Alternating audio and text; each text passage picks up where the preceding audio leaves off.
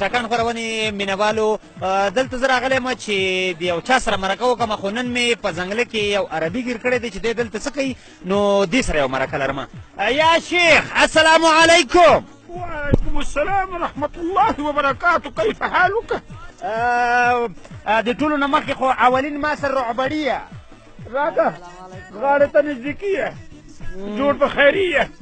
زه غواړم چې تاسو سره یو مرقیه وکړم یه دا خو ډېر د سړیتوب خبرې یه ښه تاسو ما ته دا ویلی شي چې تاسو دلته څه کوي خدای دې غر کړي نو دا څه ولې وایي زه خو دلته راغلی یم ښکاري یه د څه شي ښکاري یه بازان نیولي یه او بیا عربستان ته پارسلي یه ولې د ستا پلار وطني او دلته څه حق لري یه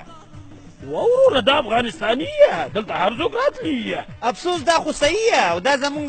بېکفایتي یه دا راته وایي چې څو بازان نیولي یه بس 11 بازان ګرفتاري یه او عربستان ته لیږلي یه زمونږ شیخان ټول خوشحالي یه ته څه فکر کوي دا غیر قانوني کار تاسو نه کوي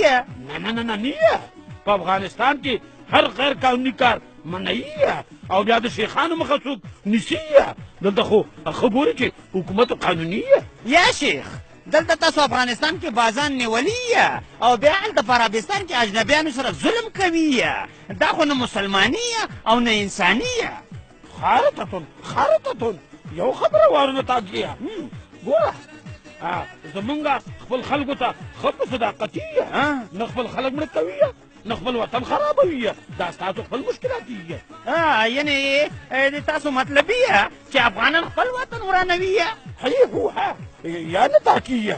افغانستان کې دا 40 کاله جنګي د خپل وطن په خپله خرابي دي کې موږ څه ملامت یو هماغه د چې ټول بازان عربستان ته تللي یا شیخ موږ دې په شرمو وشرمولي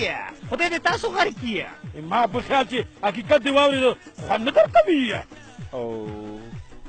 بازانو راشي عربستان ته تللي خدای دې په موږ رحم وکړي